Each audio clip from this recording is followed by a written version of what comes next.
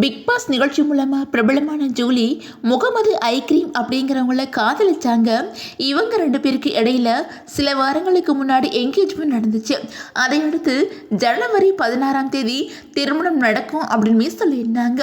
அதன்படி நேற்று சென்னையில் திருமணம் நடந்துச்சு. திருமணம் முடிஞ்ச கையோட அன்னைக்கு மாலையே வரவேற்பும் நடந்து முடிஞ்சிச்சு. அதில் ஏகப்பட்ட பிரபலங்கள் கலந்துக்கிட்டு மணமக்களை வாழ்த்தியிருந்தாங்க. அந்த வகையில் தமிழ்நாட்டில் நடந்த ஜல்லிக்கட்டு போராட்டத்தில் கலந்துக்கிட்டு அப்போது ஆட்சியில் இருந்தவங்களை கடுமையாக விமர்சனம் பண்ணி கோஷங்கள் எழுப்பினவங்க தான் ஜூலி. அடிப்படையில் செவிலியரான இவங்க அந்த போராட்டத்துக்கு அப்புறம் பலராலையுமே கொண்டாடப்பட்டாங்க. அந்த சமயத்தில் வீர தமிழச்சி அப்படிலாம் புகழப்பட்டாங்க அப்படிங்கிறது குறிப்பிடத்தக்கது. இந்த போராட்டத்தில் கிடைச்ச பிரபலம் காரணமாக பிக் பாஸ் நிகழ்ச்சியோட முதல் சீசனில் கலந்துக்கிற வாய்ப்பை அமைச்சு கொடுத்துச்சு.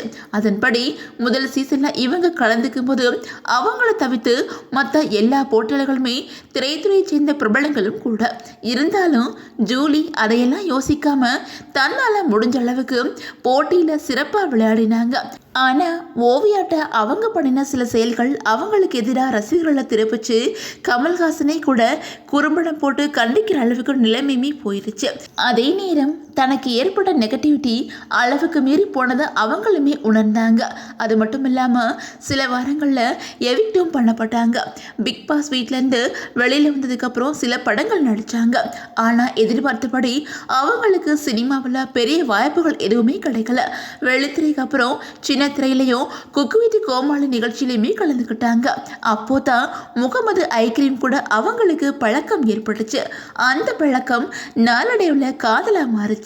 ரெண்டு பேரோட காதலுக்கும் வீட்டில் சம்மதம் கிடைக்க சில வாரங்களுக்கு முன்னாடி என்கேஜ்மெண்ட்டும் நடந்துச்சு.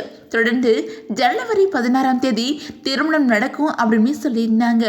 திருமண தேதி அறிவிச்சதும் கமல்ஹாசன், உதயநிதி ஸ்டாலின், சேகர் பாபு, பூச்சி முருகன் அப்படின்னு சொல்லிட்டு பல பிரபலங்களுக்கு நேராக போய் பத்திரிக்கையுமே வச்சிருந்தாங்க. இந்த நிலையில அவங்க சொன்ன மாதிரியே சென்னையில வச்சு நேற்று திருமணம் கோலாகலமாக நடந்திருக்குது.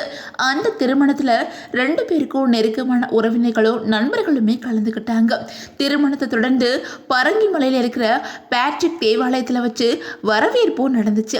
அதில் பூச்சி முருகன் உள்ளிட்ட பல பிரபலங்களை கலந்துக்கிட்டு மணமக்களை வாழ்த்தியிருந்தாங்க. சோசியல் மீடியாக்கள் மூலமாக ஃபேன்ஸும் அவங்களுக்கு தங்களோட வாழ்த்துக்களை தெரிவித்து வந்துக்கிட்டு இருக்கிறாங்க.